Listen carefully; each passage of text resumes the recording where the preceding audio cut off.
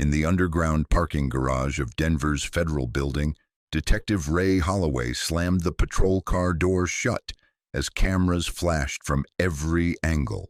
Inside sat a woman in handcuffs, her designer blazer torn at the shoulder, mascara smudged beneath determined green eyes.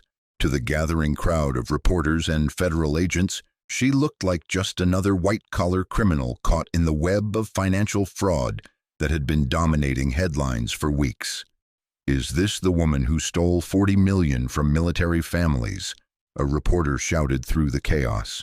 "Before we jump back in, tell us where you're tuning in from, and if this story touches you, make sure you're subscribed, because tomorrow I've saved something extra special for you." Detective Holloway pushed through the crowd without answering, but his satisfied smirk told the story. After 3 months of investigation, they finally had their suspect, the woman who had systematically drained pension funds from hundreds of military families across the country, the mastermind behind what the FBI was calling the largest military fraud in American history. But as the elevator doors closed and they rode up to the interrogation floor, nobody knew they had just made the biggest mistake of their careers. Nobody realized that in exactly 2 hours and 17 minutes, a phone call would come that would turn everything upside down. And nobody, absolutely nobody, suspected that the quiet woman in handcuffs was someone you definitely didn't want to arrest. The woman's name, according to the warrant, was Dr. Amanda Richardson, a financial consultant from Portland who had allegedly used her security clearance to access military pension databases. The evidence seemed ironclad. Digital trails, bank transfers, witness testimonies from devastated military families who had lost their life savings.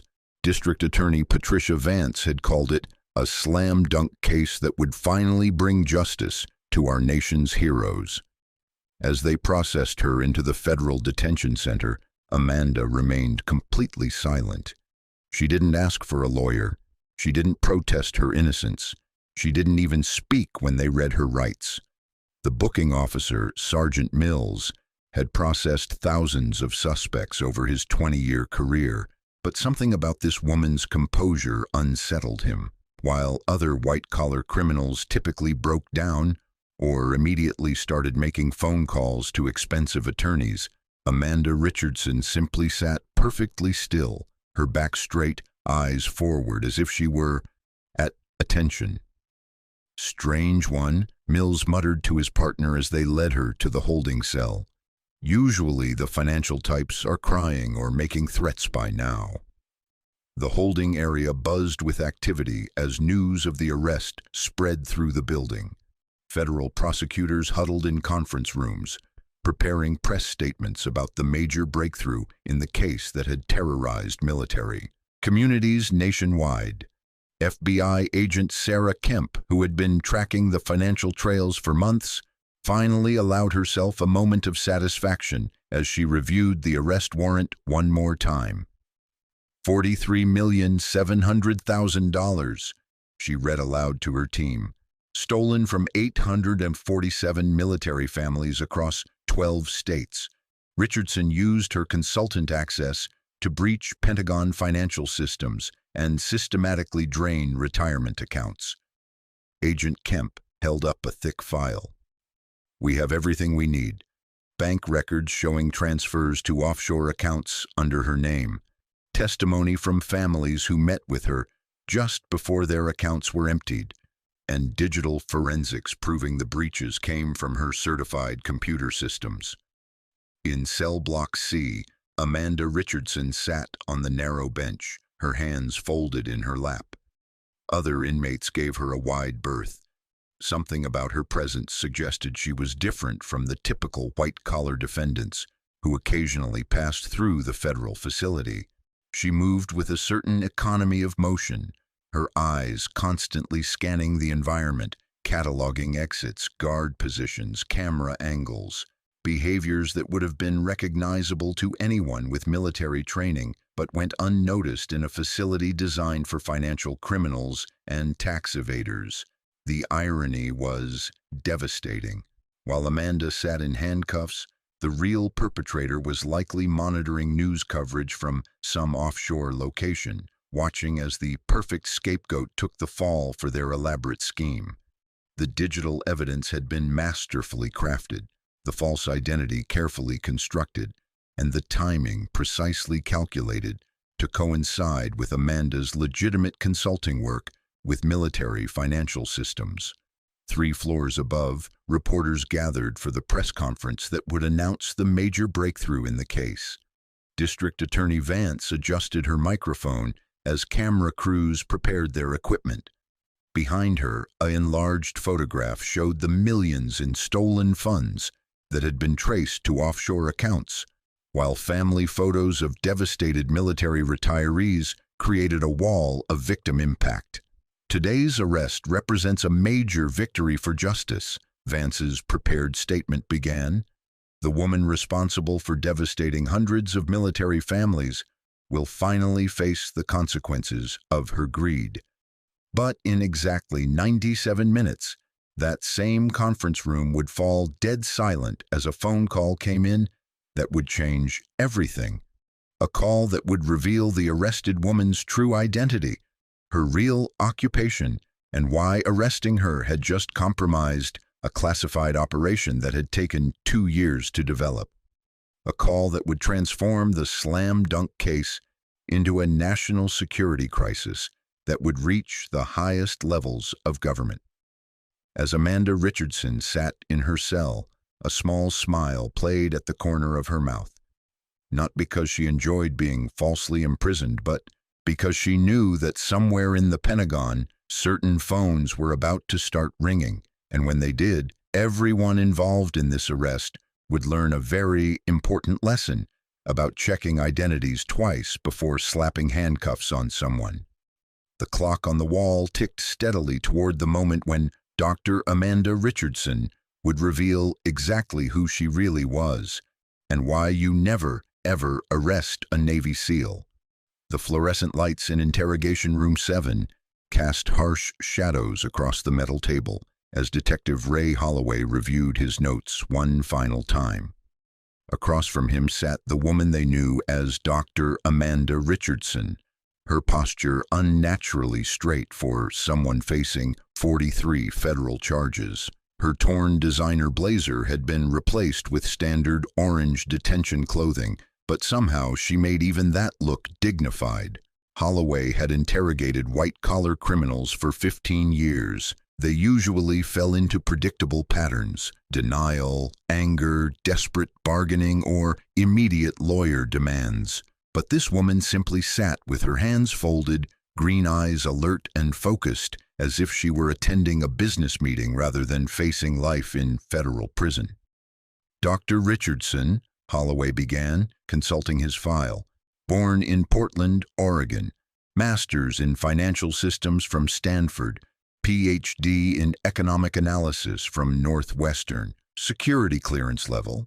That's interesting. He paused, noting the classification level on her background check. Pretty high clearance for a civilian consultant. Amanda remained silent. You've been consulting with military financial systems for 18 months, Holloway continued. Perfect access to do exactly what our victims describe. He leaned back in his chair. $43.7 million, doctor. That's not petty theft. That's enough to put you away for the rest of your natural life. Federal prosecutor Janet Morrison sat beside Holloway, her own thick file spread across the table. At 38, she had built a reputation prosecuting high-profile financial crimes, and this case would cement her career. The evidence was overwhelming, the media attention intense, and the defendant apparently had no intention of mounting a defense.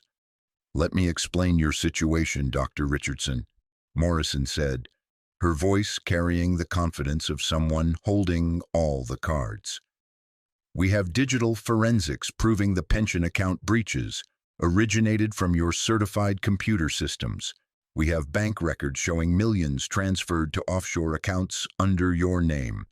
We have testimony from 47 military families who met with you personally in the weeks before their retirement funds disappeared.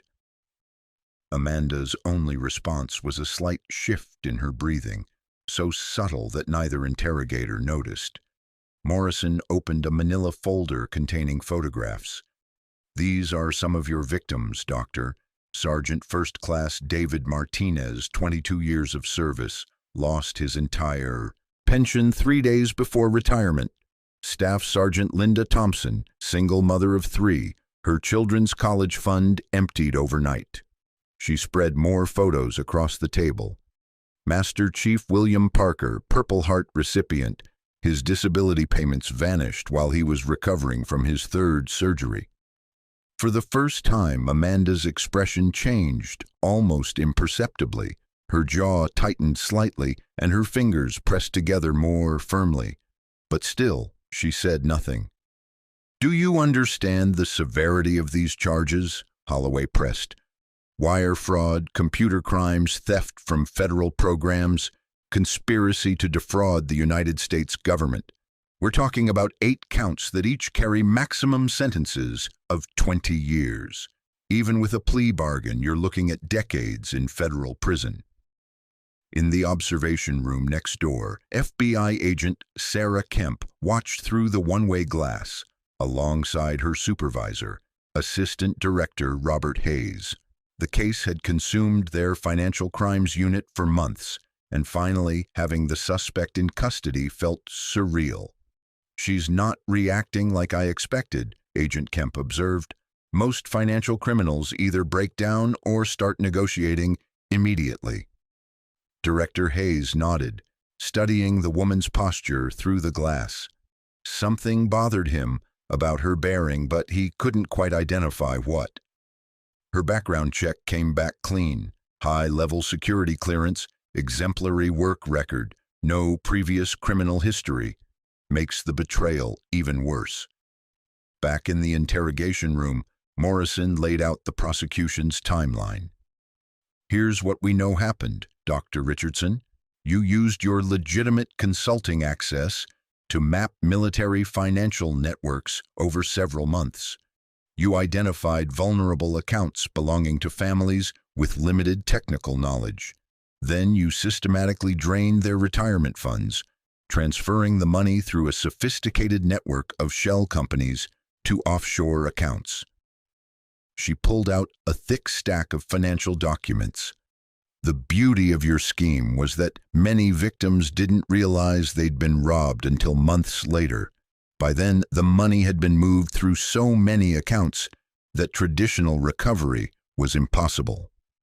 Amanda's eyes moved across the documents with what appeared to be professional interest, as if she were reviewing the technical aspects of the operation rather than evidence of her own crimes.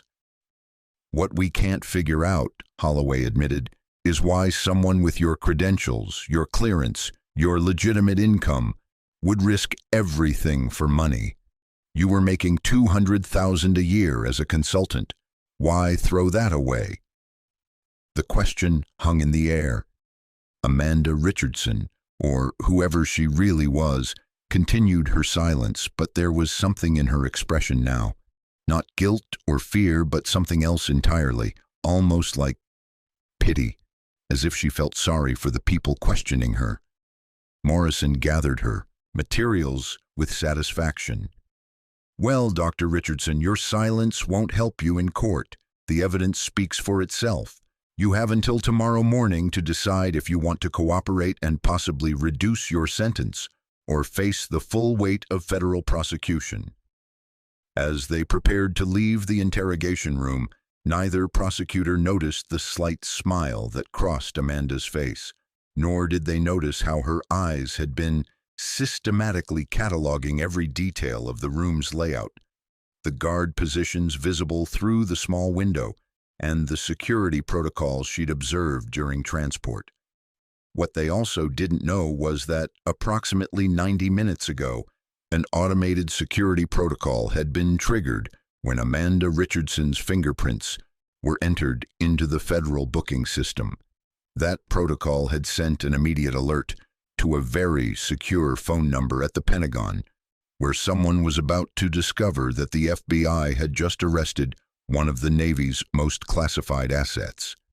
In exactly 43 minutes, the phone in Director Hayes' office would ring with a call that would turn their slam-dunk prosecution into a national security crisis. But for now, they walked away, confident they had captured the mastermind behind the largest military fraud in American history. They had no idea they were about to learn why you never arrest a Navy SEAL without checking twice. The Federal Building's command center hummed with activity as news of the arrest spread through law enforcement channels. Assistant District Attorney Michael Torres had assembled what he considered an unbeatable prosecution team in Conference Room A, their confidence evident as they spread case files across the mahogany table.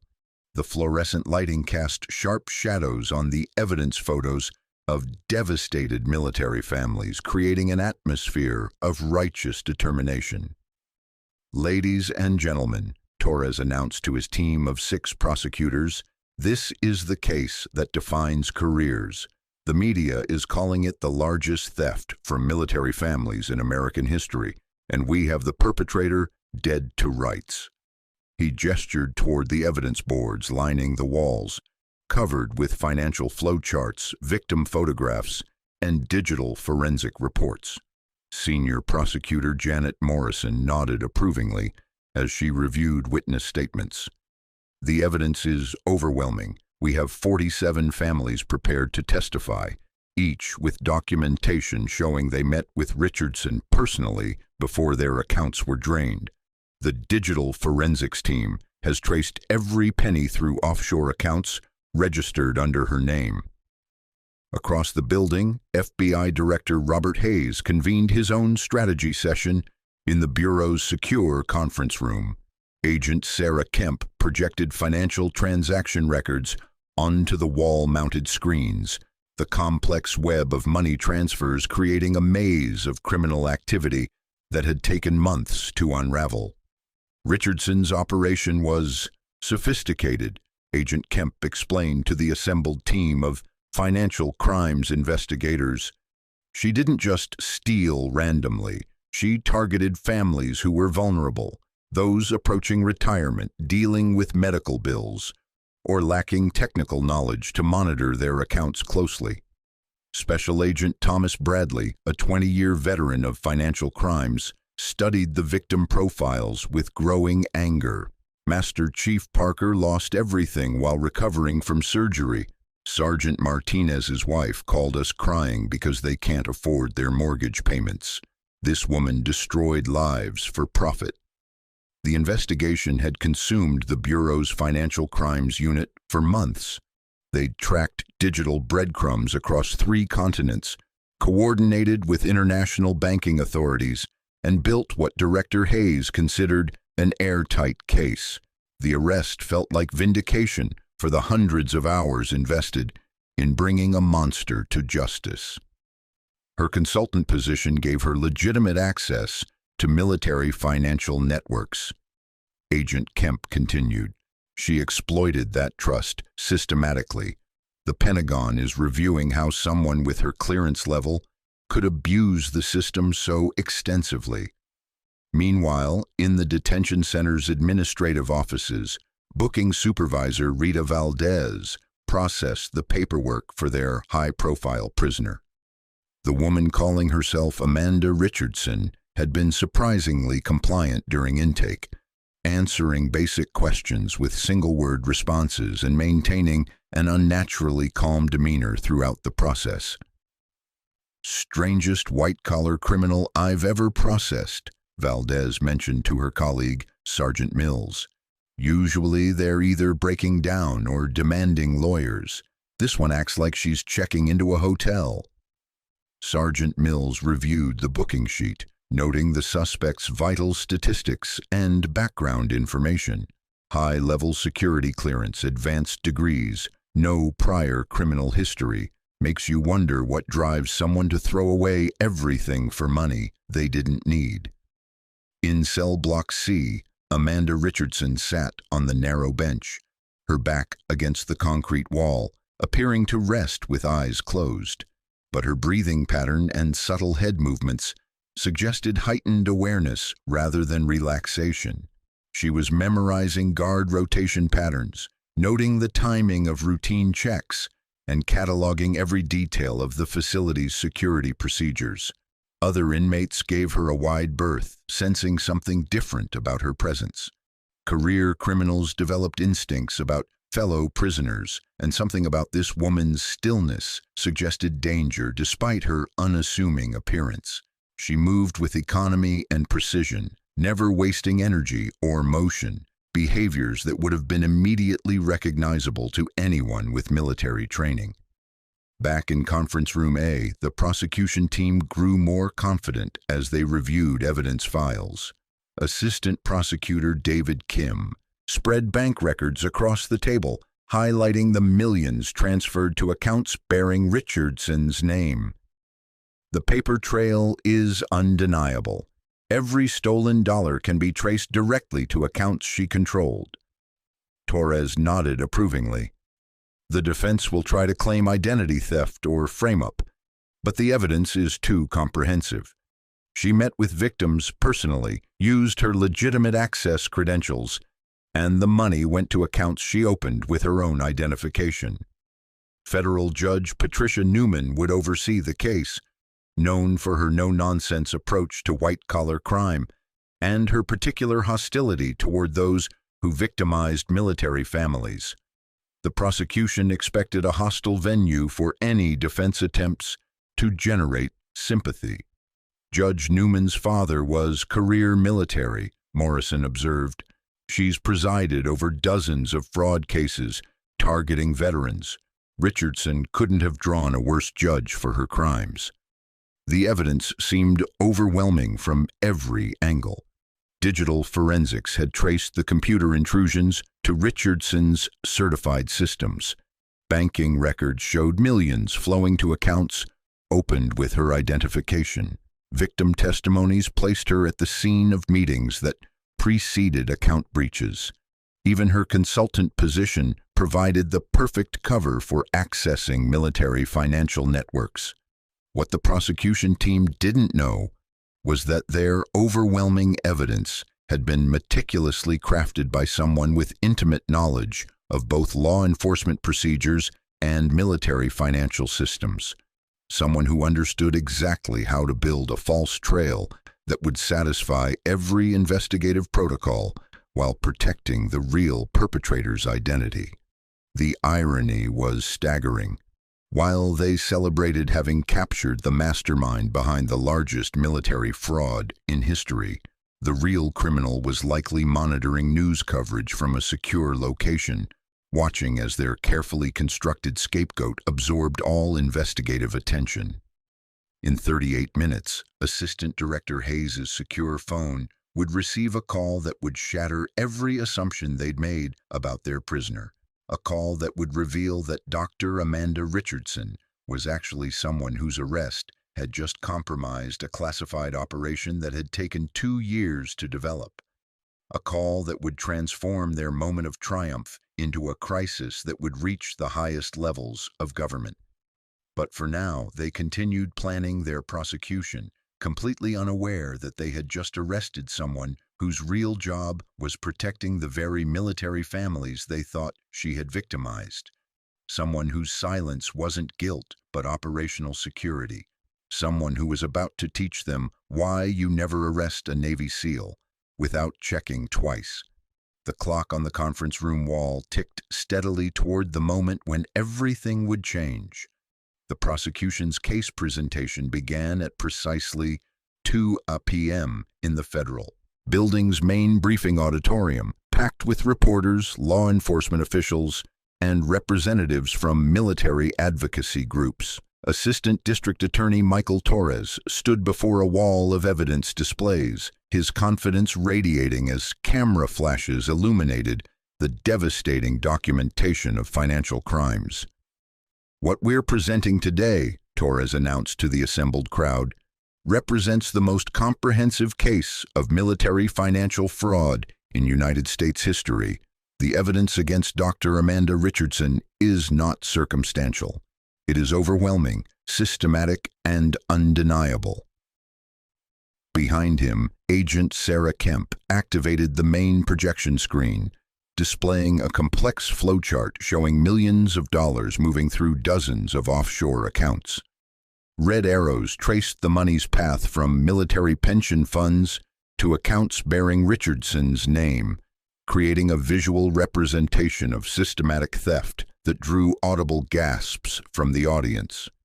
The defendant exploited her position as a certified financial consultant to gain access to Pentagon financial networks. Torres continued. Over 18 months, she systematically identified vulnerable military families and drained their retirement accounts through sophisticated computer intrusions.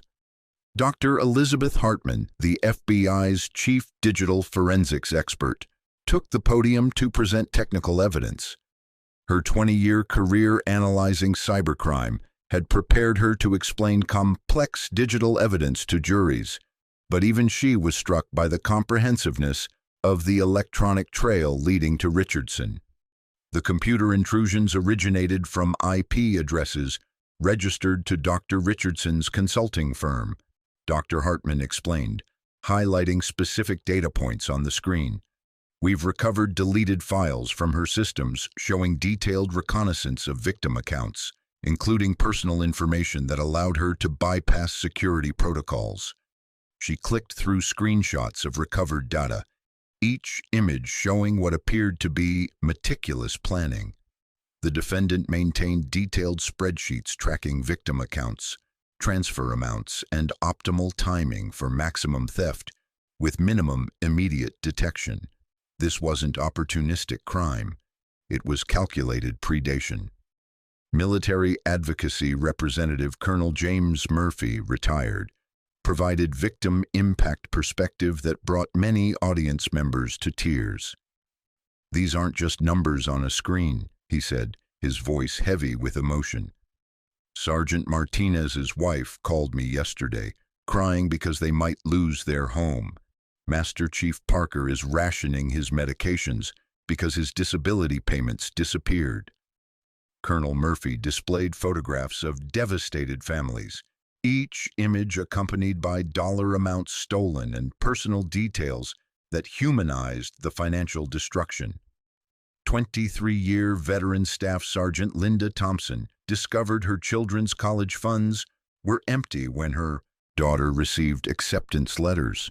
The money that was supposed to secure these families' futures vanished while they slept. The evidence presentation continued with banking expert Patricia Wong from the Treasury Department, whose analysis of offshore account structures revealed sophisticated money laundering techniques that impressed even seasoned financial crimes investigators. The defendant established a network of shell corporations across 7 countries, and Wong explained, displaying corporate formation documents bearing Richardson's signatures. Each layer was designed to complicate asset recovery and obscure the ultimate destination of stolen funds. The complexity suggests either extensive criminal experience or professional consultation with money laundering experts. Banking records showed Richardson's accounts receiving massive transfers that coincided precisely with military pension fund breaches. Account opening documents featured her photograph, signature, and identifying information, creating what appeared to be an unbreakable chain of evidence.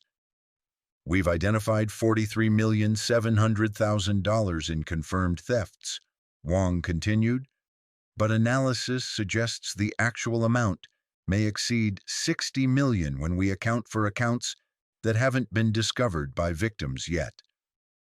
Assistant Prosecutor David Kim presented what many considered the most damaging evidence: testimony from military families who had met with Richardson personally in the weeks before their accounts were emptied.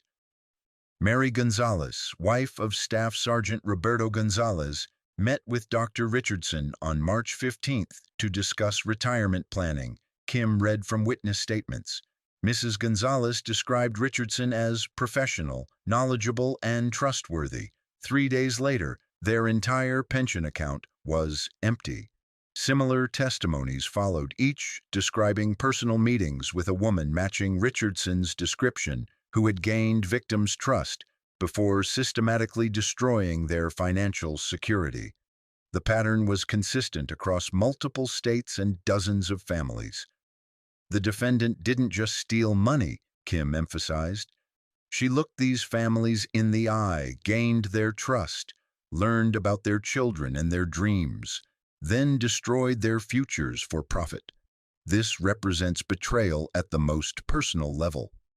Psychological profiler Dr. Rachel Stevens presented analysis suggesting Richardson's crimes stemmed from narcissistic personality traits combined with financial desperation, despite her legitimate consulting income. White-collar criminals often exhibit grandiose self-perception, coupled with contempt for their victims, Dr. Stevens explained. The defendant's targeting of military families suggests particular hostility toward institutional authority, possibly stemming from personal grievances against the military establishment. The psychological profile painted Richardson as a manipulative predator who viewed military families as easy targets due to their trusting nature and limited technical sophistication regarding financial systems. Federal banking investigator Thomas Chen presented recovered communications that appeared to show Richardson coordinating with unknown accomplices to establish offshore accounts and time money transfers for maximum impact. Encrypted email fragments recovered from her systems referenced targets, extraction windows, and operational security, Chen reported. The language suggests either criminal sophistication or possible coordination with organized crime elements. As the evidence presentation concluded, the audience's mood had shifted from professional interest to genuine outrage. The systematic nature of Richardson's crimes, combined with the devastating impact on military families, created an atmosphere of righteous anger that would make any defense extremely challenging. This case represents everything wrong with white-collar crime in America, Torres concluded. A privileged individual with legitimate opportunities chose to prey upon those who served our country. The evidence we've presented today proves beyond any reasonable doubt that Dr. Amanda Richardson is guilty of the most heinous betrayal of military families in modern history. What none of them knew was that in 27 minutes, a secure phone would ring in Director Hayes's office, carrying information that would reveal every piece of evidence they had just presented was part of an elaborate frame designed to protect a classified operation. Evidence so carefully crafted that it had fooled the FBI's best investigators, the Treasury Department's banking experts, and digital forensics specialists with decades of experience. But for now, they basked in the satisfaction of having built an unbeatable case against a monster who had destroyed hundreds of military families' futures. The devastating blow came at 4:47 p.m. when retired Admiral Jonathan Crawford entered the federal building's main conference room, his weathered face bearing the gravity of someone carrying terrible news. The 72-year-old former naval operations chief had requested an emergency meeting with the prosecution team, claiming to have critical information about their case against Amanda Richardson. Assistant District Attorney Torres welcomed the admiral with professional courtesy, assuming he represented another high-ranking military voice supporting their prosecution. The conference room filled with prosecutors, FBI agents, and military liaisons, all expecting additional confirmation of Richardson's guilt. "Gentlemen, ladies," Admiral Crawford began, his voice carrying decades of command authority, "I'm here to provide testimony that will be difficult for you to hear." He placed a thick manila folder on the conference table, its contents secured with multiple classification stamps.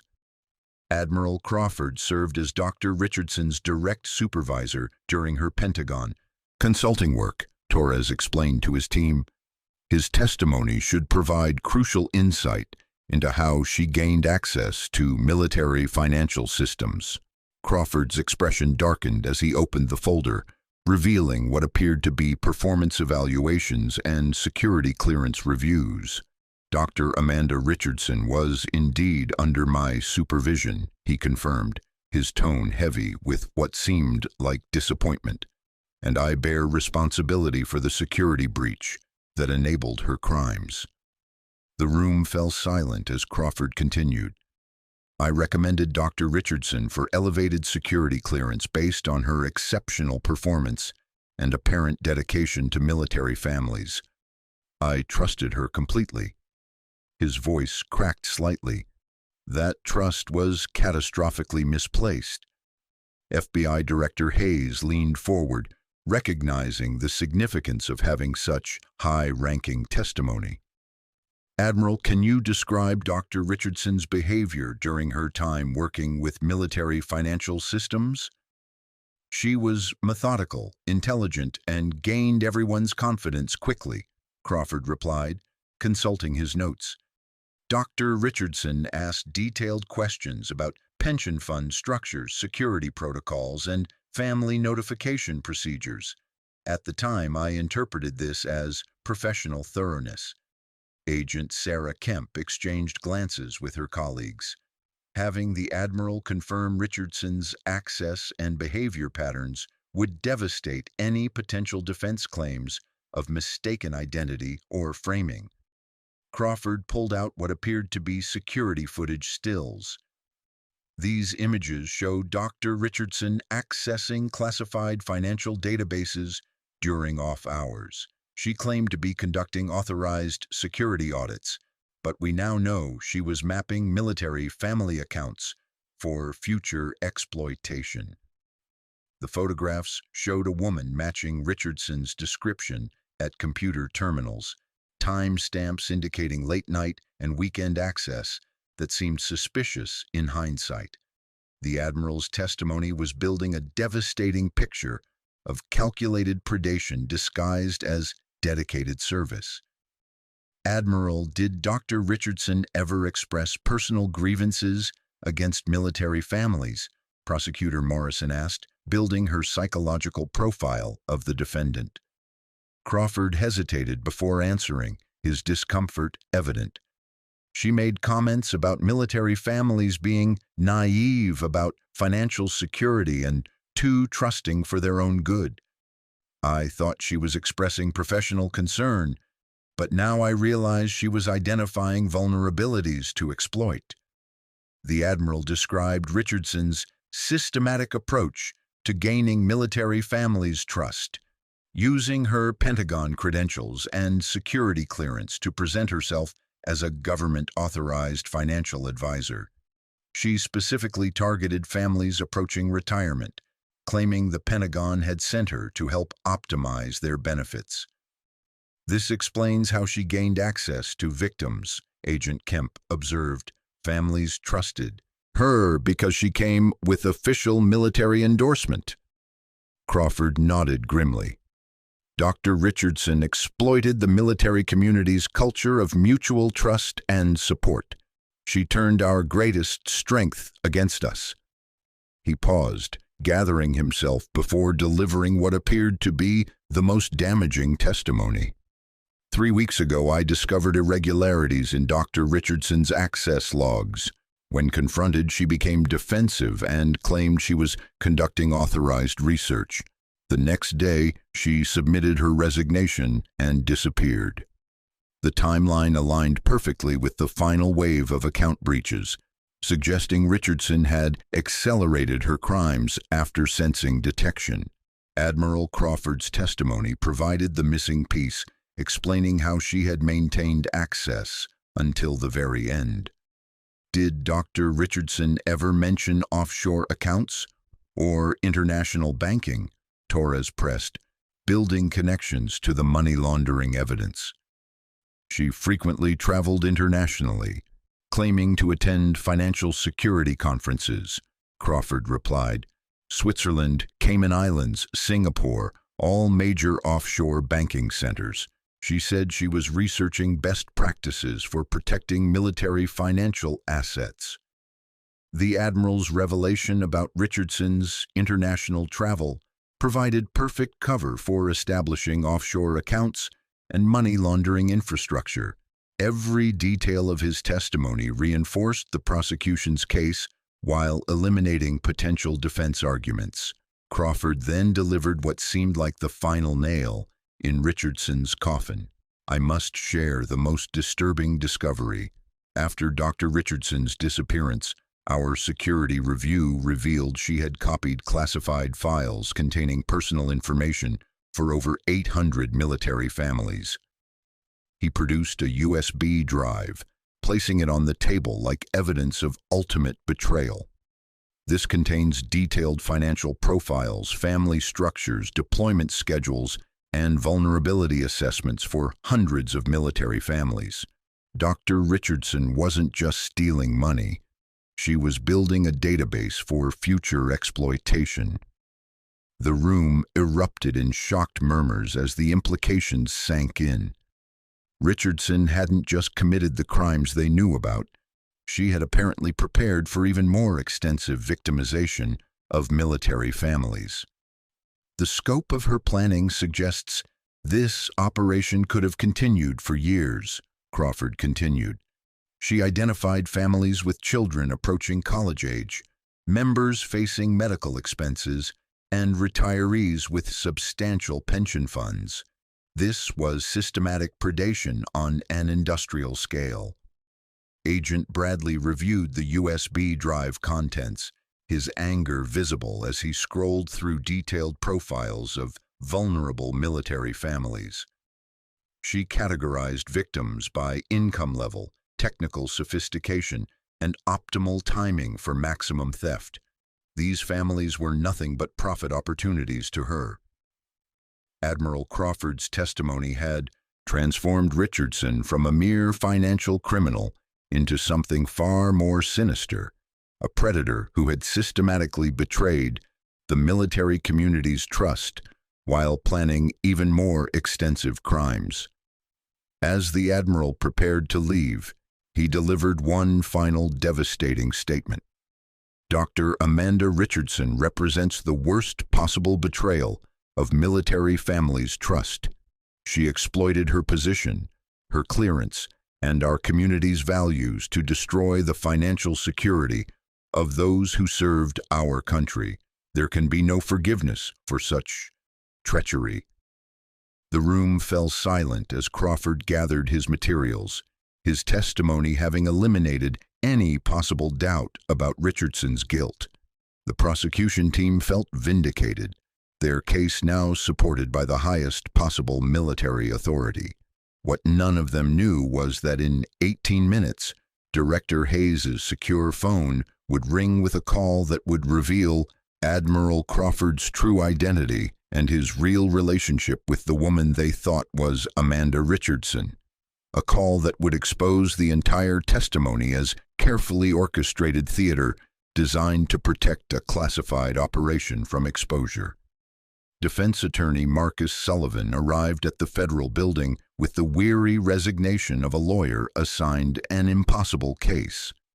The court had appointed him to represent Amanda Richardson after she continued refusing to request counsel, and his initial case review had left him questioning whether any defense was possible, given the mountain of evidence. Sullivan's 30 years of criminal defense experience had taught him to find cracks in even the strongest prosecutions, but Richardson's case appeared uniquely hopeless. The digital evidence was comprehensive, witness testimony was consistent, and now Admiral Crawford's devastating revelations had eliminated his few remaining defense strategies. In Interrogation Room 7, Sullivan spread case files across the metal table as he attempted his first substantive conversation with his client. Richardson sat with the same unnaturally perfect posture he'd observed in previous meetings, her green eyes alert but revealing nothing of her thoughts. "Dr. Richardson, I need you to understand the gravity of your situation." Sullivan began, consulting his legal pad. The prosecution has built an overwhelming case. Admiral Crawford's testimony has eliminated our ability to claim mistaken identity or conspiracy. Richardson remained silent, but Sullivan noticed something subtle in her expression. Not fear or desperation, but what seemed like professional evaluation, as if she were analyzing his words rather than emotionally processing them. The evidence shows systematic financial crimes spanning 18 months, Sullivan continued. $43 million traced to accounts bearing your name, testimony from dozens of victims who met with you personally, and now Admiral Crawford confirming your access and suspicious behavior. For the first time, in their meetings, Richardson spoke. "Mr. Sullivan, what do you know about operational security protocols?" The question caught Sullivan completely off guard. "I'm sorry, what?" "In your experience defending federal cases, how often do you encounter evidence that seems too comprehensive, too perfectly assembled?" Richardson's voice carried an odd note of professional curiosity. Sullivan frowned, uncertain where his client was leading. "Dr. Richardson, we need to focus on your defense. The evidence against you is substantial, but there might be mitigating factors we can present to reduce your sentence." "Answer my question, please. How often?" "Rarely," Sullivan admitted. "Usually there are gaps, inconsistencies, or procedural errors we can exploit. But your case—" He paused, studying her expression. "The evidence is remarkably complete, almost unusually so." Richardson nodded, as if he'd confirmed something important. "Mr. Sullivan, have you reviewed the timeline of Admiral Crawford's testimony regarding my supposed international travel?" Sullivan consulted his notes. Switzerland, Cayman Islands, Singapore, all matching the offshore account establishment dates. Why? Cross-reference those dates with Pentagon personnel records. "Dr. Richardson, I don't have access to classified personnel files." "Then you should request them." Sullivan stared at his client, trying to understand her apparent confidence despite facing life imprisonment. "What exactly am I looking for in those records?" "Inconsistencies." Richardson's smile was almost imperceptible. "Mr. Sullivan, in your experience, do clients facing overwhelming evidence typically provide their attorneys with investigative suggestions?" The question hung in the air. Sullivan had represented hundreds of defendants, and those facing certain conviction usually either broke down completely or desperately grasped at any possible defense. Richardson's analytical approach to her own case was unlike anything in his experience. "Dr. Richardson, are you suggesting the evidence against you has been fabricated?" "I'm suggesting you verify every assumption the prosecution has made." Sullivan reviewed Admiral Crawford's testimony notes, looking for inconsistencies he might have missed. The Admiral's account was detailed, specific, and seemingly unassailable, except for Richardson's cryptic suggestion about timeline verification. "The travel dates," Sullivan muttered, studying the chronology. "If you were traveling internationally during those periods." "Pentagon personnel are tracked continuously when holding high-level security clearances," Richardson observed quietly, "especially during international travel." Sullivan felt his first spark of hope since accepting the case. If Richardson's travel could be verified through official Pentagon records, and those records contradicted Admiral Crawford's testimony about her suspicious international trips. "You're saying the Pentagon has records that would contradict Admiral Crawford's account?" Richardson's only response was a slight nod. "Why haven't you told me this before? Why haven't you spoken to investigators or prosecutors?" "Because some information can only be revealed through proper channels." Sullivan studied his client's expression, Recognizing something he'd missed in previous meetings, her silence wasn't the desperate muteness of someone without options. It was the disciplined quiet of someone bound by protocols he didn't understand. Dr. Richardson, what exactly is your relationship with the Pentagon beyond consulting work? Richardson's green eyes met his directly for the first time. Mr. Sullivan, request my complete personnel file through appropriate security channels, all of it. I've already requested your employment records, standard consulting agreement, security clearance documentation, performance evaluations. That's not what I mean. Sullivan felt a chill of realization. You're saying there are additional records? Classified records? Richardson's silence was answer enough. What kind of classified records? What haven't you told me about your work? Request my file, Mr. Sullivan, complete file, through Department of Defense Personnel Command. Sullivan gathered his papers with hands that had begun to shake slightly. In 30 years of defense work, he'd encountered clients with security clearances, but something about Richardson's demeanor suggested classifications far beyond typical government consulting. Dr. Richardson, if there are classified aspects to your work that could impact your defense, why hasn't someone from the Pentagon intervened in your case? Richardson checked the wall clock, noting the time with what seemed like professional interest.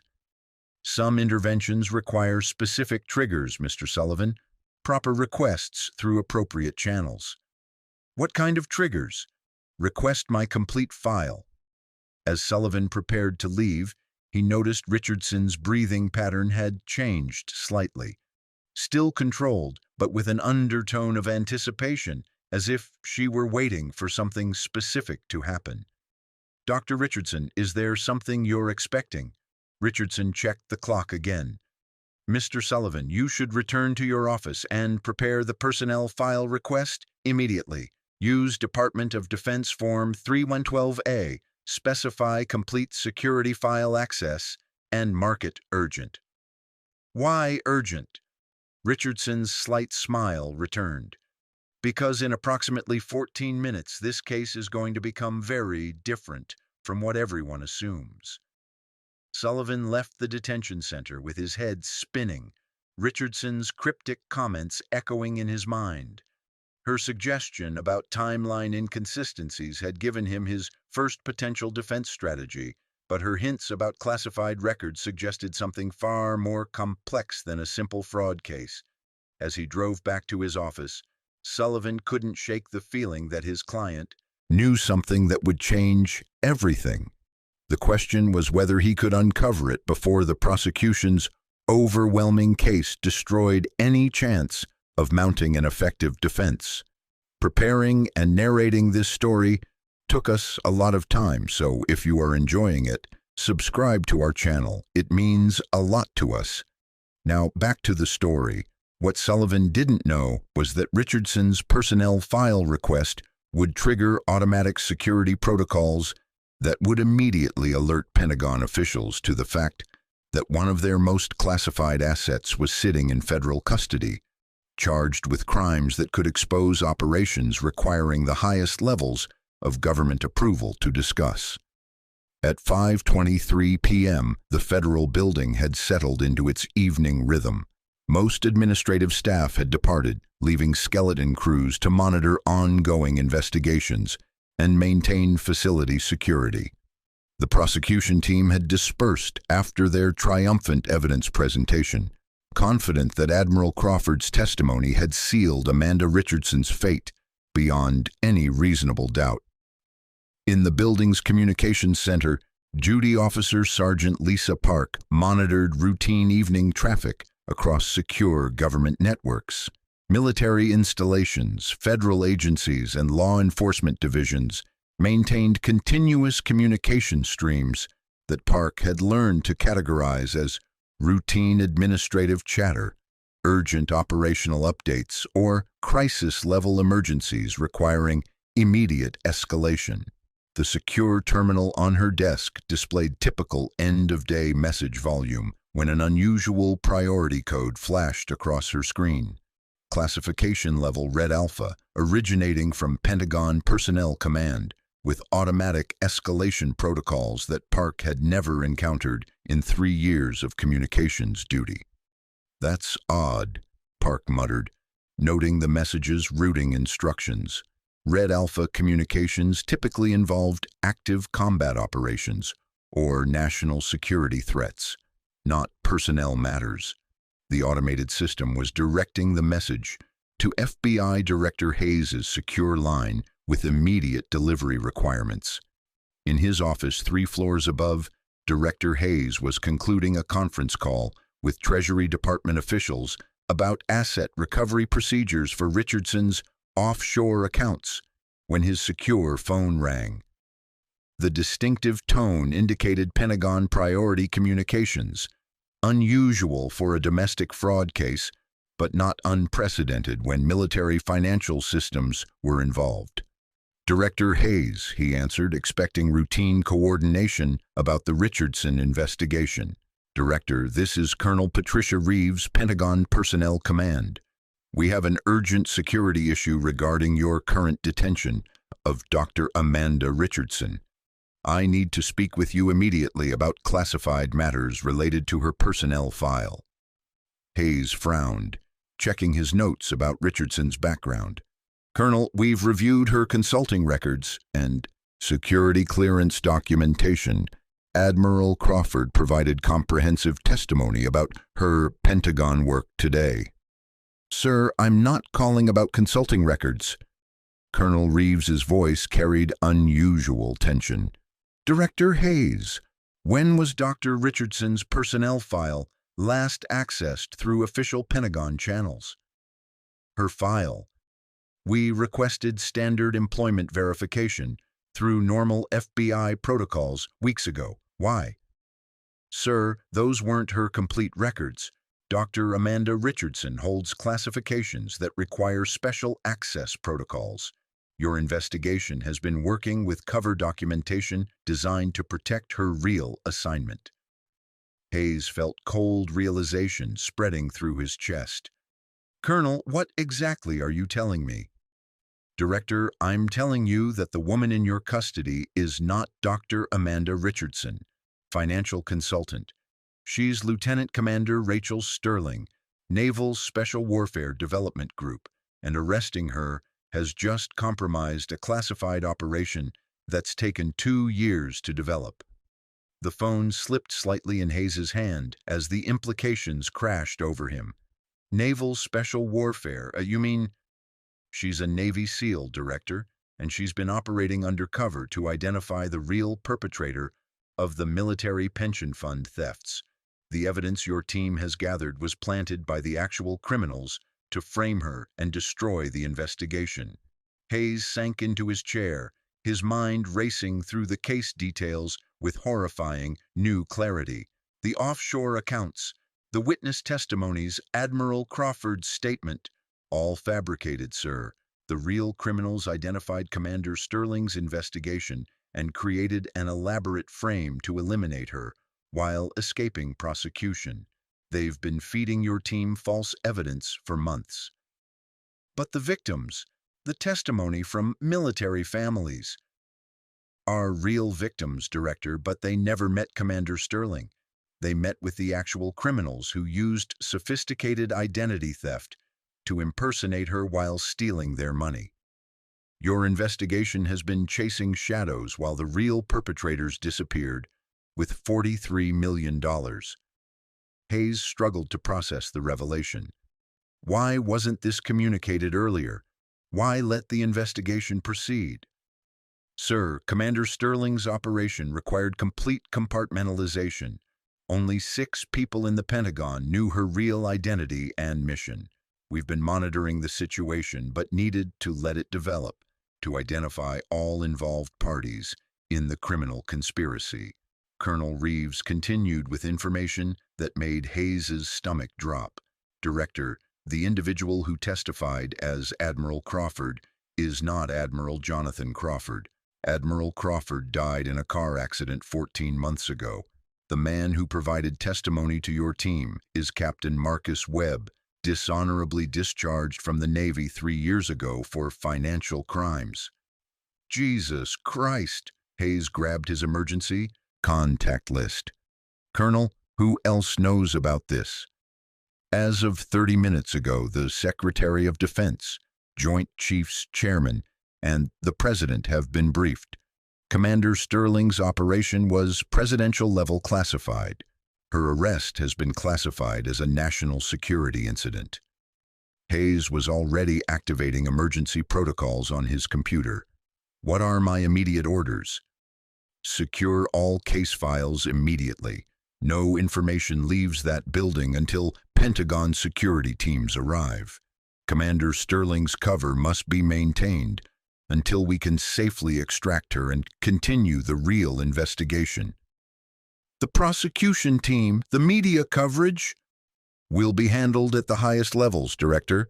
But right now, you need to ensure Commander Sterling's safety and prevent any information about her real identity from reaching the wrong people. Hayes checked the time, calculating how many people had access to case information. Colonel, the criminals who framed her, if they discover she's in federal custody, they'll attempt to eliminate her, yes, sir. Commander Sterling has evidence that could expose a criminal network extending far beyond the pension fund thefts. Her death would protect millions in stolen assets and dozens of co-conspirators. How immediate is the threat? Sir, we intercepted communications suggesting the criminal network has contacts inside federal facilities. Commander Sterling may be in immediate physical danger. Hayes activated his emergency communication system, sending priority alerts to facility security. Colonel, I'm implementing prisoner protection protocols immediately. Director, there's more you need to know about the scope of this operation. The criminals didn't just steal from pension funds. They've been running a comprehensive intelligence operation, selling classified military information to foreign governments, while using the financial crimes to fund their activities. The revelation hit Hayes like a physical blow. Foreign intelligence involvement? Commander Sterling's investigation uncovered evidence of systematic espionage dating back 3 years. The pension fund thefts were just one revenue stream in a much larger operation. Her arrest has potentially compromised our entire counterintelligence effort against this network. Hayes looked at his secure phone display, noting multiple priority messages from Pentagon officials, Treasury Department security, and White House communications staff. Colonel, how long do I have before this situation escalates beyond my control? Sir, Pentagon security teams are en route to your location. Estimated arrival in 45 minutes. Until then, Commander Sterling's safety is your primary responsibility. Understood.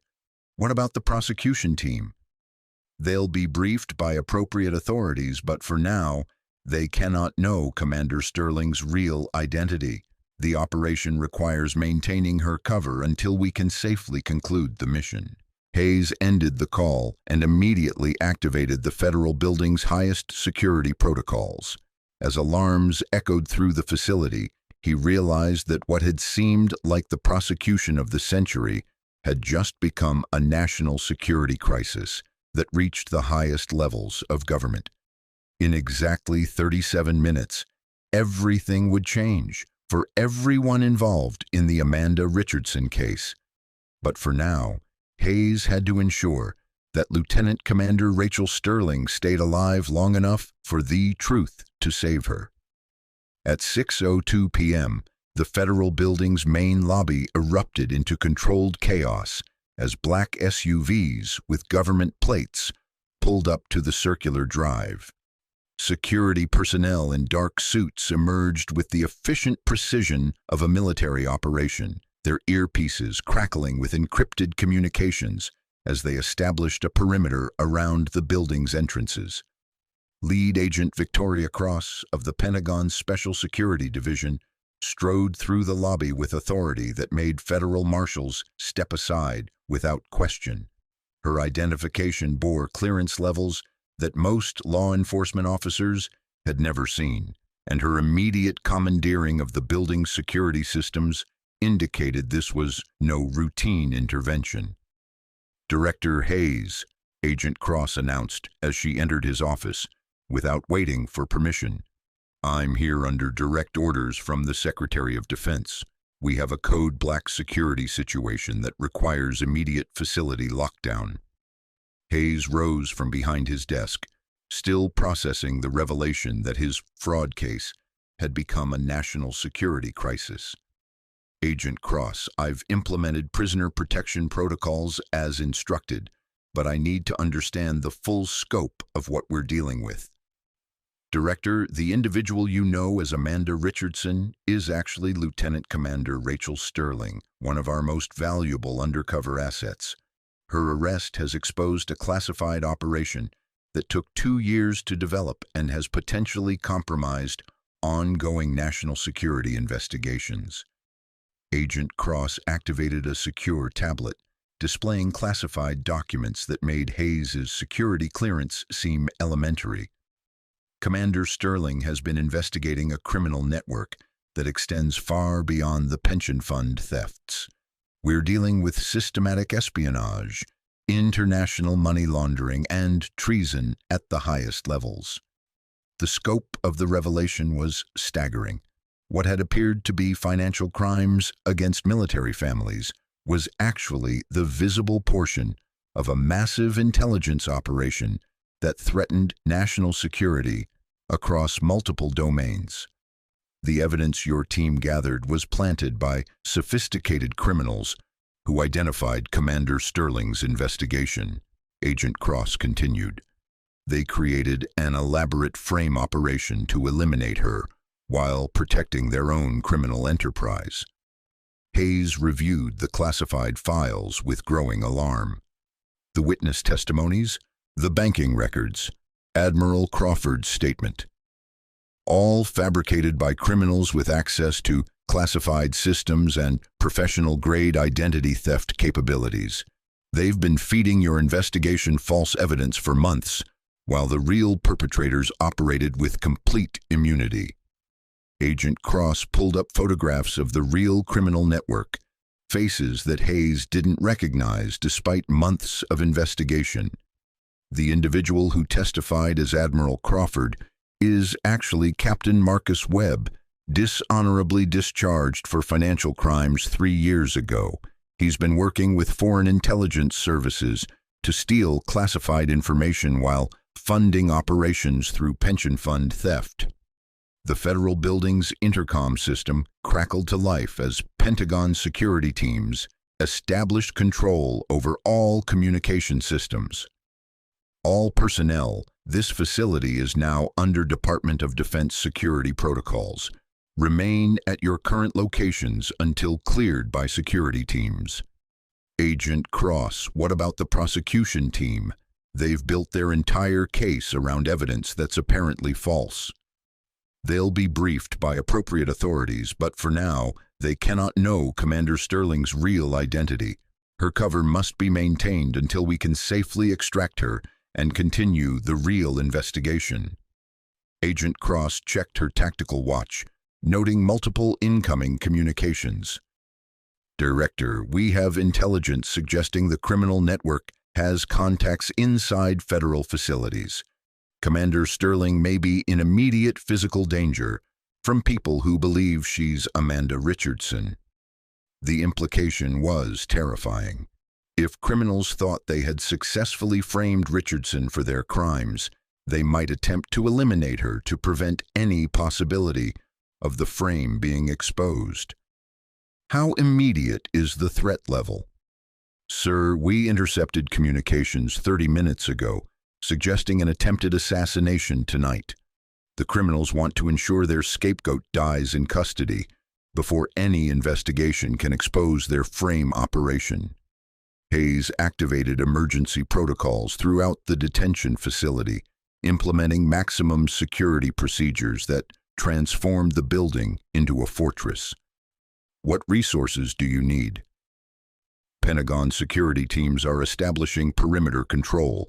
We're also bringing in counterintelligence specialists to identify any compromised personnel who might be working with the criminal network.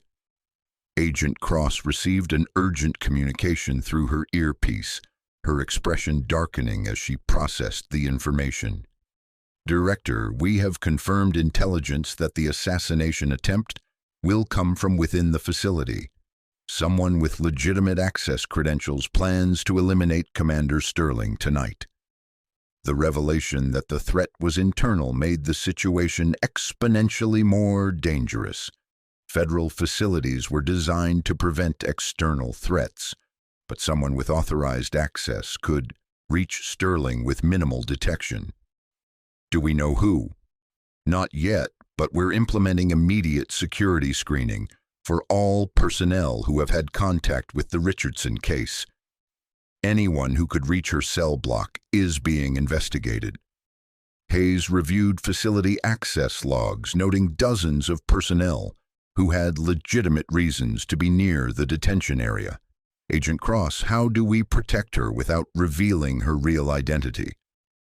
We're moving Commander Sterling to a secure location within the facility under the pretext of routine prisoner transfer. Her safety is now our primary objective while we identify and eliminate the internal threat. Agent Cross activated additional secure communications, coordinating with Pentagon teams throughout the building. Director, there's something else you need to know about the scope of this operation. The criminal network has been systematically targeting military families not just for financial theft, but to identify intelligence assets and compromise national security operations. They were using the pension fund access to gather intelligence on military personnel? Comprehensive intelligence, sir. Family structures, deployment schedules, financial vulnerabilities, psychological profiles, everything needed to identify targets for recruitment, blackmail, or elimination. The criminal enterprise was far more sophisticated and dangerous than anyone had realized. What had appeared to be simple financial fraud was actually a comprehensive intelligence operation designed to compromise American military capabilities. Commander Sterling's investigation uncovered evidence that this network has been selling classified information to foreign governments for 3 years. The pension fund thefts were just one revenue stream in a much larger espionage operation. Hayes felt the weight of national security implications crushing down on him. How many people are involved? We're still determining the full scope, but early evidence suggests dozens of compromised personnel across multiple agencies. Commander Sterling's arrest may have been the break we needed to expose the entire network. Agent Cross received another urgent communication, her tactical team reporting ready status for Sterling's secure transfer. Director, we're moving Commander Sterling now. Until further notice, she remains in federal custody under the name Amanda Richardson, but her protection is now a matter of national security. As Pentagon security teams moved through the federal building with military precision, Hayes realized that his fraud case had become something far more significant than he could have imagined. The woman he thought was a criminal was actually a hero, whose investigation had uncovered a conspiracy that threatened the highest levels of American national security. In 23 minutes, everything would change again as Sterling's true identity was revealed to those who needed to know. But for now, keeping her alive was the only priority that mattered. At 6:47 p.m., Lieutenant Commander Rachel Sterling was escorted from Cell Block C under heavy security, ostensibly for routine prisoner transfer, but actually for her protection as Pentagon security teams secured her real identity. The woman who had maintained perfect operational discipline throughout her imprisonment finally allowed herself a moment of relief as Agent Cross approached her holding area. "Commander Sterling," Agent Cross said quietly, using her real rank for the first time since the arrest. "We need to debrief you immediately about Operation Deepwater and the intelligence you've gathered on the criminal network. Sterling straightened to full attention. Her cover as Amanda Richardson finally dropped as she faced fellow military personnel. Agent Cross, I have comprehensive evidence on the espionage ring, but we need to move quickly. They've been monitoring law enforcement communications, and my arrest may have triggered their escape protocols. In a secure briefing room deep within the federal building, Sterling was reunited with her real commanding officer, Captain Lisa Morrison from Naval Special Warfare Development Group. The reunion was brief but emotional, as Morrison had spent months believing one of her best operatives might have been compromised or killed. "Rachel, thank God you're safe," Captain Morrison said, reviewing Sterling's operational reports that had been smuggled out during her imprisonment. "Your intelligence on the criminal network is extraordinary. We had no idea the scope extended this far into government systems." Sterling activated a secure tablet, displaying 2 years of undercover investigation that revealed the true magnitude of the criminal enterprise. "Captain, the pension fund thefts were just the funding mechanism. The real operation involves systematic espionage, targeting classified military projects, personnel records, and operational planning. The evidence Sterling had gathered during her deep cover assignment was staggering. Financial records showing millions flowing to foreign intelligence services, communications intercepts revealing classified information sales, and personnel files identifying dozens of compromised government employees across multiple agencies. "The criminal network identified my investigation approximately 6 weeks ago," Sterling explained. "They created the elaborate frame operation using Amanda Richardson's identity to eliminate me while protecting their real activities. Every piece of evidence the FBI gathered was carefully planted to build an unbreakable case against a fictional criminal." Captain Morrison reviewed the intelligence with growing amazement. "Rachel, this goes beyond anything we suspected when we initiated Operation Deepwater. You've uncovered a comprehensive espionage network that threatens national security across multiple domains." Sterling pulled up detailed organizational charts showing the criminal network's structure. The leadership consists of 3 dishonorably discharged military officers who maintained contacts within government systems. They've been recruiting compromised personnel through financial pressure, blackmail, and ideological conversion. The files showed systematic targeting of military families experiencing financial difficulties, government employees with gambling problems, and personnel facing personal crises that made them vulnerable to recruitment. The pension fund thefts served multiple purposes: funding operations, identifying vulnerable targets, and gathering intelligence on military families. Captain Marcus Webb, who posed as Admiral Crawford during the federal investigation, is actually the network's operations director, Sterling continued. He's been coordinating with foreign intelligence services to sell classified information while maintaining legitimate access through corrupted personnel. Agent Cross reviewed intercepts, showing communications between Webb and foreign handlers. "Commander, your investigation has identified the most significant espionage threat we've faced in decades. The information they've stolen includes classified military technologies, operational plans, and personnel security files." Sterling's evidence showed the criminal network had accessed classified information about advanced weapons systems, troop deployments, intelligence operations, and diplomatic communications. The scope of the security breach was catastrophic, potentially compromising American national security interests globally. "The network has been operating for 3 years, Sterling explained, using the pension fund access to map military family structures, identify intelligence assets, and gather comprehensive profiles on government personnel. They've created detailed databases of potential recruitment targets and operational vulnerabilities. Captain Morrison studied the evidence with professional admiration for Sterling's investigative work. Rachel, how did you maintain operational security while gathering this intelligence? The depth of information you've collected is remarkable. I developed the Amanda Richardson identity over 18 months, establishing legitimate consulting relationships while secretly documenting the criminal network's activities. The challenge was gathering evidence without alerting them to my investigation.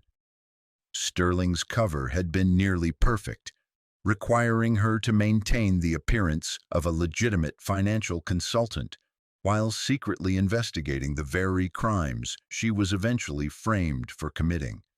The operational complexity had required extraordinary discipline and intelligence training. When they discovered my investigation, they moved quickly to frame me using comprehensive identity theft and evidence fabrication. They created false bank accounts, forged documents, and recruited fake witnesses to build an unbeatable prosecution case against Amanda Richardson. Agent Cross reviewed the timeline of the frame operation with professional respect for the criminal's sophistication. Commander, their evidence fabrication was extraordinary. They fooled FBI financial crimes experts, Treasury Department analysts, and digital forensics specialists with decades of experience. They had access to classified law enforcement procedures through compromised personnel, Sterling explained. They knew exactly what evidence would convince investigators and how to present it in ways that would eliminate any defense possibilities.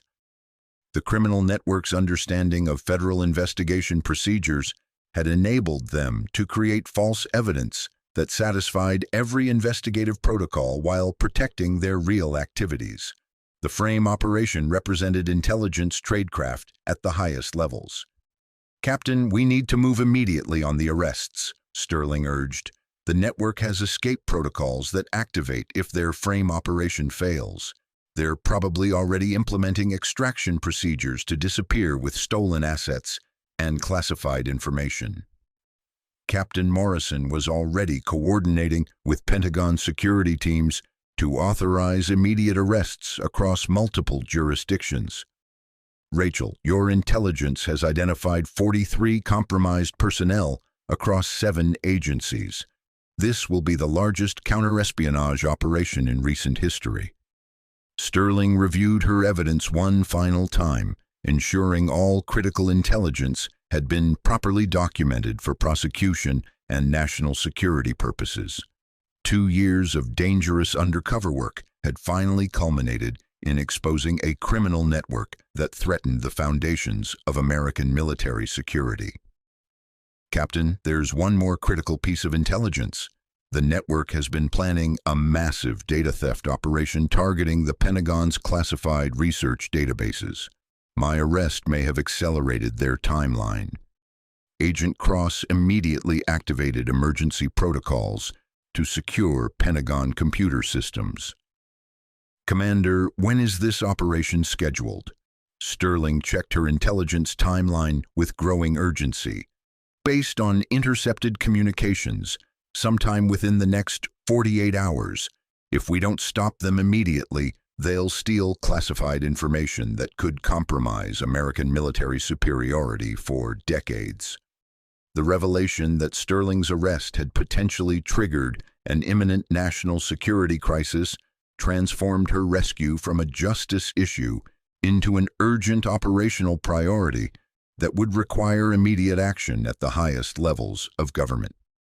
At 7:34 p.m., coordinated raids began simultaneously across 7 states as federal agents, military police, and Pentagon security teams moved against the criminal network that Lieutenant Commander Sterling had spent 2 years infiltrating.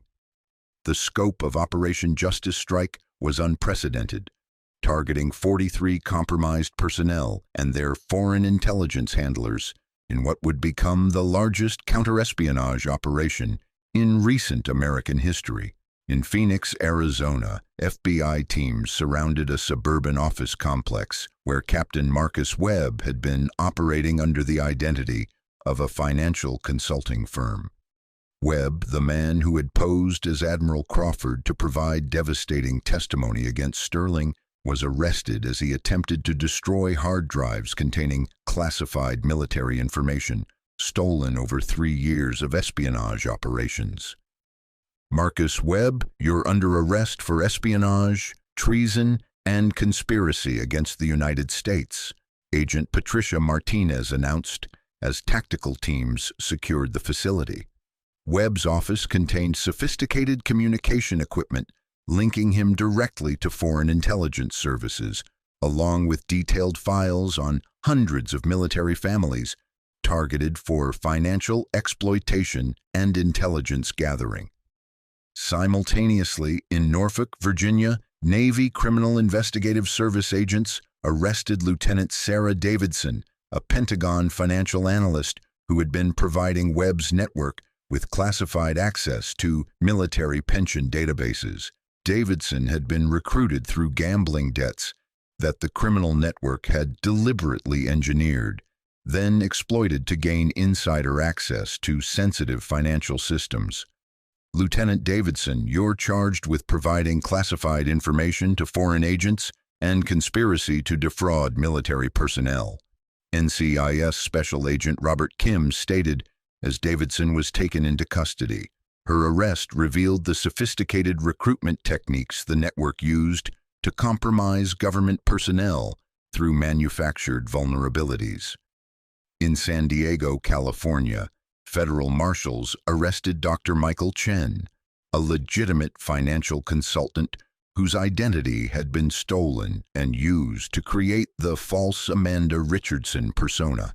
Dr. Chen had been unknowingly providing cover for Sterling's investigation while criminals used his credentials to frame her for their own crimes.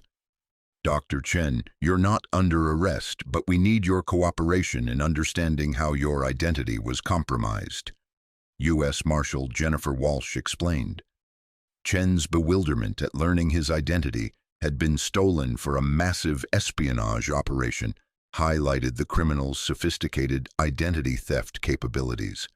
The arrests continued across multiple time zones as Pentagon security teams implemented coordinated takedowns designed to prevent any network members from escaping or destroying evidence. In Washington, D.C., Treasury Department security arrested Thomas Bradley, a senior banking investigator who had been providing classified information about financial crime investigations to help the network avoid detection. Assistant District Attorney Michael Torres watched the coordinated arrests unfold from the Federal Building's command center, his confidence in the Amanda Richardson prosecution crumbling as he realized the scope of his mistake. Every piece of evidence his team had gathered was revealed to be elaborate fabrication designed to frame an undercover Navy SEAL while protecting a massive espionage operation. "I don't understand how we missed this," Torres said to Agent Cross, reviewing classified files that revealed the true nature of Sterling's investigation. The evidence against Richardson seemed overwhelming. Banking records, witness testimony, digital forensics. Everything pointed to her guilt. "Mr. Torres, you were investigating criminals with access to classified law enforcement procedures through compromised personnel," Agent Cross explained. They knew exactly what evidence would convince prosecutors and how to present it in ways that would eliminate any defense possibilities. The revelation that the prosecution had been manipulated by sophisticated intelligence professionals was devastating to Torres's confidence in the justice system. The criminals had exploited law enforcement's trust in standard investigative procedures to create false evidence that had fooled experienced prosecutors and federal agents. In the secure briefing room, Captain Morrison coordinated with Pentagon officials to assess the national security damage caused by the criminal network's 3-year espionage operation. Sterling's intelligence had revealed systematic theft of classified information that compromised American military capabilities across multiple domains. The network stole classified information about advanced weapons systems, troop deployments, intelligence operations, and diplomatic communications. Captain Morrison briefed Pentagon officials via secure video conference. Commander Sterling's investigation has prevented even more devastating security breaches that were planned for the immediate future. Secretary of Defense Patricia Williams participated in the briefing from the Pentagon, reviewing Sterling's intelligence with growing concern about the scope of the security breach. Captain Morrison, what is the immediate threat assessment regarding the stolen classified information? Madam Secretary, the criminals have been selling classified information to foreign governments for 3 years. Our counterintelligence assessment suggests significant compromise of operational security across multiple military commands, Captain Morrison replied. Sterling provided additional details about the network's planned cyber attack on Pentagon research databases. Madam Secretary, based on intercepted communications, the network was planning to steal classified research data within 48 hours. My arrest may have accelerated their timeline, but our coordinated arrests tonight should have disrupted their operational capabilities. The Pentagon's cybersecurity teams immediately implemented emergency protocols to protect classified research systems from the planned attack. Sterling's intelligence had provided just enough warning to prevent what could have been the most devastating cyber theft in American military history. Commander Sterling, your investigation has uncovered the most significant espionage threat we've faced in decades, Secretary Williams acknowledged. The intelligence you've gathered will require comprehensive review to assess the full scope of security compromises and implement corrective measures. As coordinated arrests continued throughout the evening, international law enforcement agencies moved against foreign intelligence handlers who had been receiving stolen American classified information. The global scope of the criminal network required diplomatic coordination with allied intelligence services to ensure complete dismantlement of the espionage operation. Back in the Federal Detention Center, Sterling's former cell in Block C remained empty as Pentagon security teams completed evidence collection from the facility. The irony was profound. The cell designed to hold a supposed criminal had actually contained one of America's most valuable counterintelligence assets, while she maintained operational discipline under impossible circumstances. Defense attorney Marcus Sullivan received emergency briefings about his client's real identity and the collapse of the prosecution case against her. Learning that Amanda Richardson was actually an undercover Navy SEAL explained her cryptic comments about timeline verification and classified personnel records. I've never had a client who was actually a federal agent investigating the very crimes she was charged with, Sullivan admitted to Agent Cross. Her suggestions about requesting Pentagon personnel files make sense now. She was trying to guide me toward information that would expose the frame operation. As midnight approached, the coordinated arrests had successfully dismantled the criminal network that had terrorized military families while selling classified information to foreign governments. Sterling's 2-year investigation had culminated in justice for the real perpetrators while preventing even more devastating national security breaches.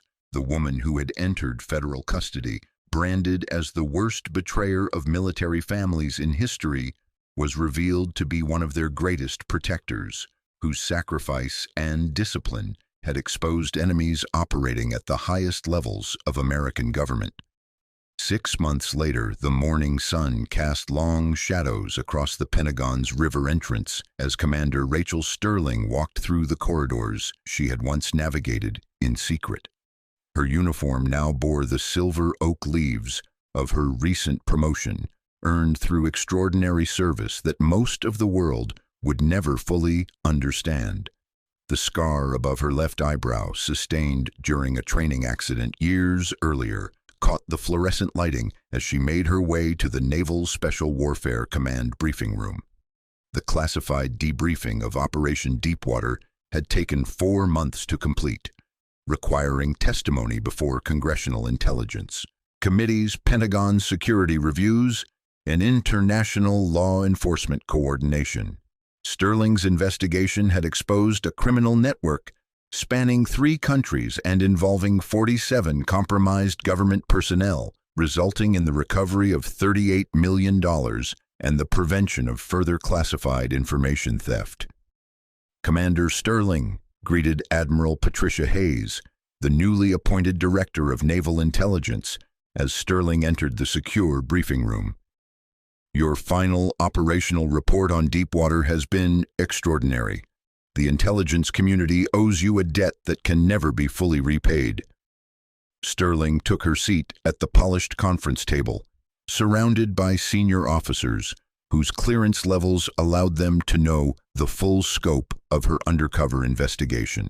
The weight of maintaining operational security for 2 years, including her imprisonment and near prosecution, had taken its toll, but her mission's success validated every sacrifice required.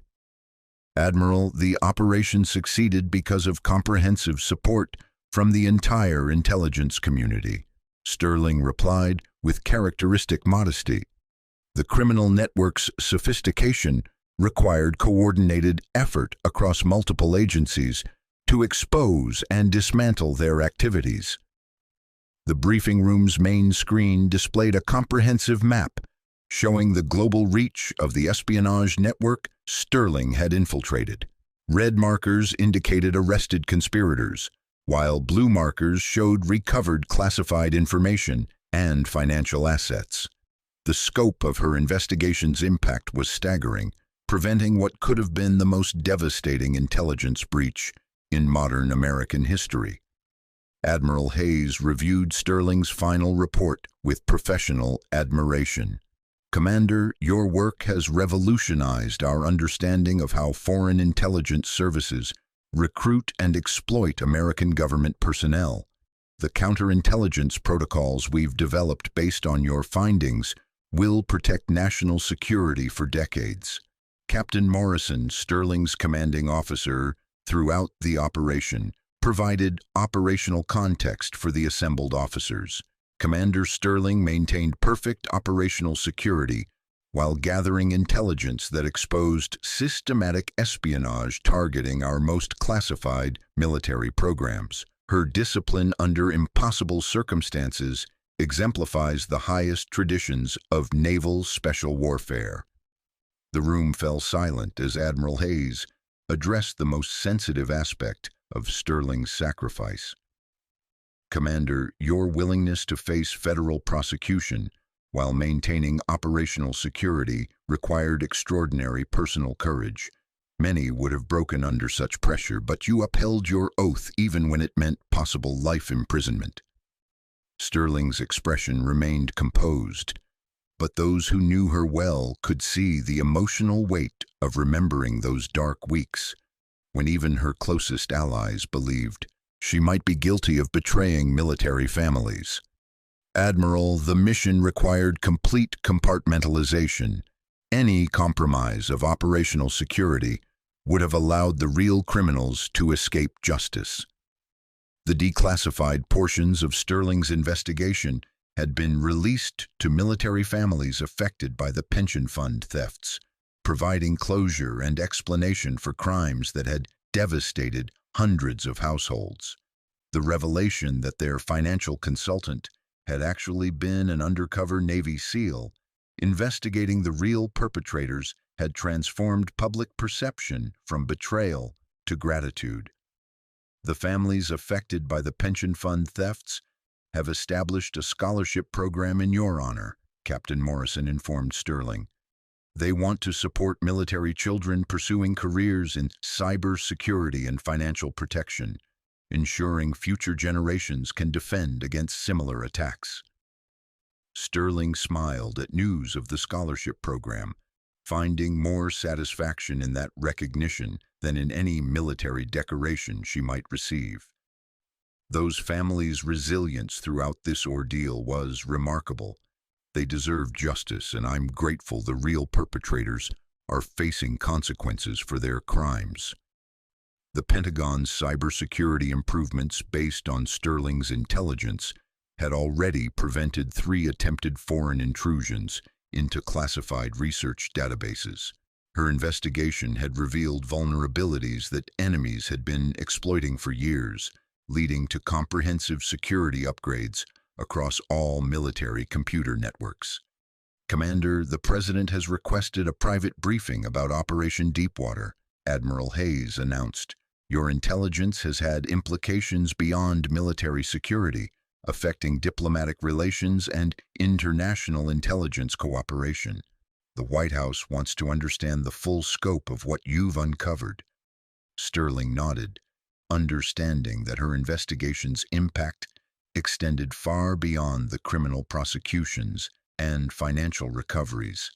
The foreign intelligence services involved in purchasing stolen American secrets would face diplomatic consequences, while international law enforcement cooperation had been strengthened through shared intelligence about sophisticated espionage techniques. As the briefing concluded, Admiral Hayes presented Sterling with new orders that would shape the next phase of her career. Commander, you're being assigned to establish a new counterintelligence unit within Naval Special Warfare Command. Your experience investigating sophisticated espionage networks makes you uniquely qualified to protect our forces against similar threats. The assignment represented recognition that Sterling's expertise in deep cover investigation and counterespionage would be invaluable in protecting American military interests against increasingly sophisticated foreign intelligence threats. Her unit would train the next generation of naval counterintelligence specialists while continuing to investigate potential security breaches. Additionally, Admiral Hayes continued, the Naval War College has requested you develop curriculum for advanced counterintelligence training. Your operational experience will help prepare future officers to recognize and counter sophisticated recruitment and infiltration techniques. Sterling accepted the new assignments with the same quiet professionalism she had displayed throughout Operation Deepwater. Admiral, I'm honored to continue serving in whatever capacity best protects our military families and national security interests. As Sterling left the Pentagon that afternoon, she reflected on the journey from federal detention cell to national security asset. The woman who had once sat in handcuffs, branded as a traitor to military families, now walked freely as one of their greatest protectors. Her sacrifice had exposed enemies operating at the highest levels of government, while preventing catastrophic intelligence breaches that could have compromised American security for decades. The afternoon sun glinted off her commander's insignia as she drove through the Washington traffic, heading toward her new assignment and the continuing mission of protecting those who served. In silence, with honor, doing what needed to be done, exactly as she had always served and exactly as she always would. The story of Lieutenant Commander Rachel Sterling would remain largely classified, but her impact on American national security would protect military families and classified operations for generations to come. Sometimes the greatest heroes operate in shadows, their sacrifices known only to those they protect. Up next, you've got 2 more standout stories right on your screen. If this one hit the mark, you won't want to pass these up. Just click and check them out.